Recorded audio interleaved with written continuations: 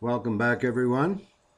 I'm going to give you a down and dirty summary of a few provisions of the U.S. Constitution that I think are pretty important to understand. Um, I think most of us understand that the U.S. Constitution is the bedrock of what used to be the Republic of the USA. Unfortunately, both Democrats and Republicans, both conservatives and liberals, have been ignoring large parts of the Constitution for decades. And that's why I often say that the Republic of the USA exists in name only now. But let's proceed here.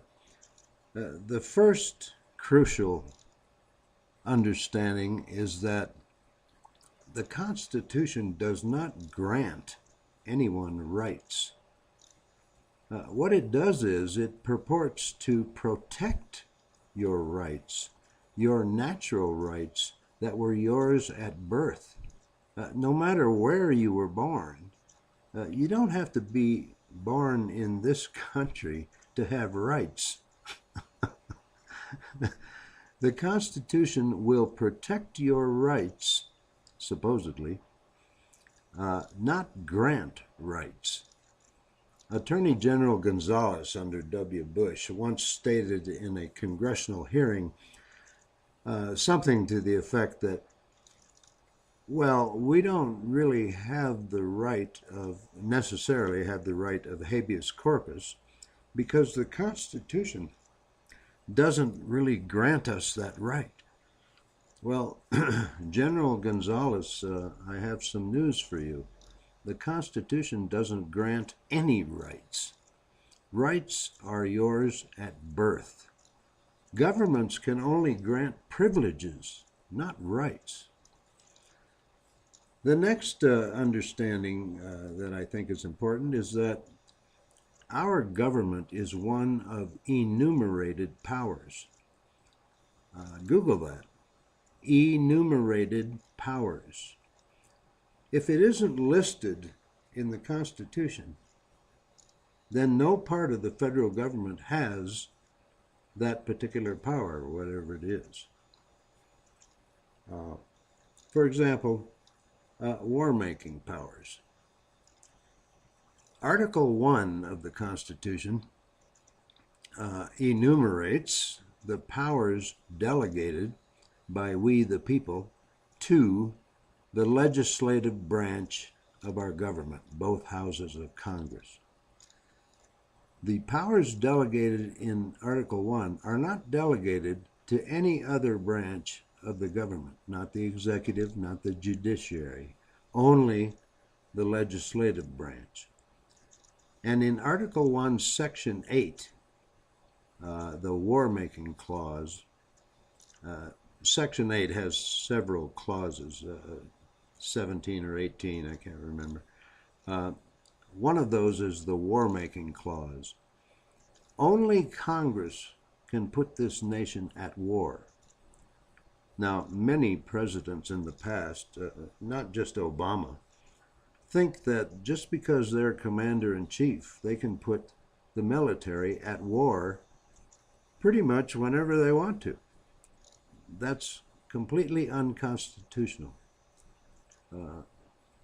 War must be declared by Congress, and in addition to that, they can't just pass a law like the War Powers Act and then say to the president, oh, here, Mr. President, we, the Congress, give you permission to go to war at some point in the future. That's what they've been doing, but that's unconstitutional. Congress has to declare war. That's why after World War II, when the Korean War came up, in the beginning it was called the Korean conflict because Congress never declared war. And back then they thought, oh, the people will notice that.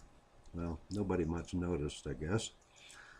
And the same thing with Vietnam. When the Vietnam War started, in earnest on our part, uh,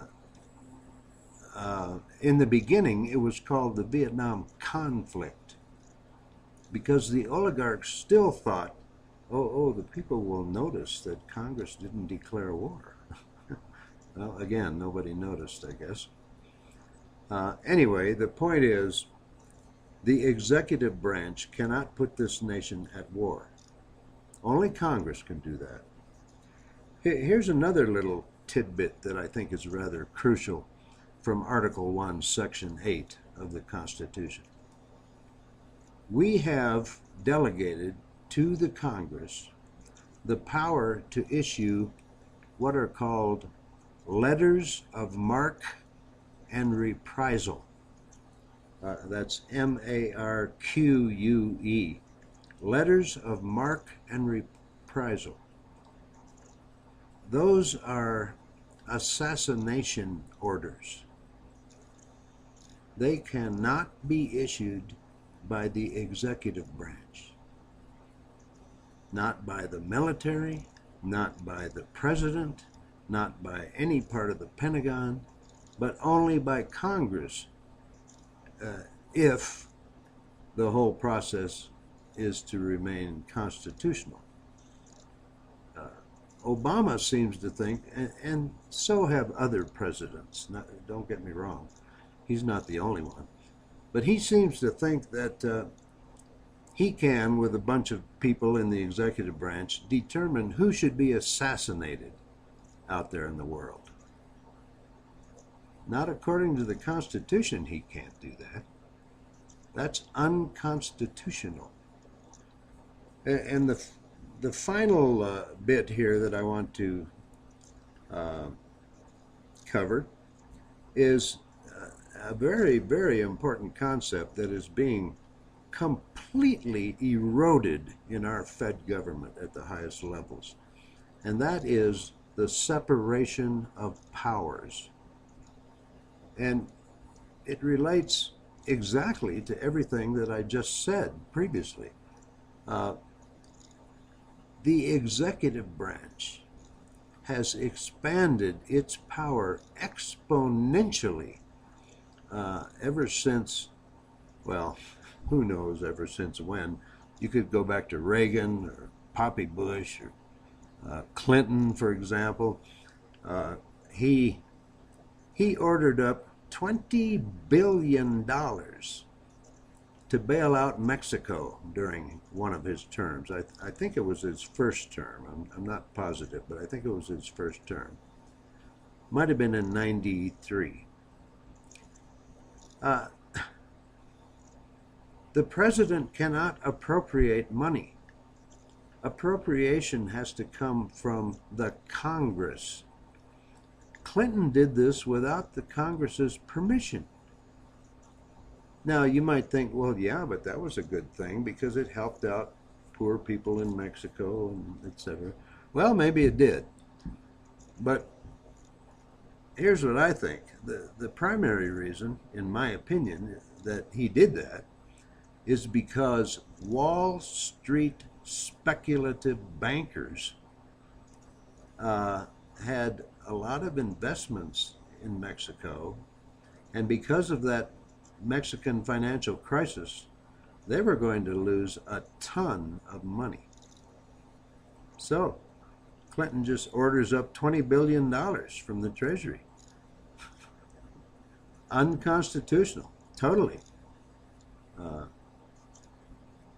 It's astounding to me how our government at the highest levels, not talking about the everyday government worker, they don't make policy, talking about the big mucky-whups at the top, the oligarchs at the top of the Fed government. It's astounding to me how they have, over the last, at least 40 years, disregarded, ignored, blown off large parts of the Constitution.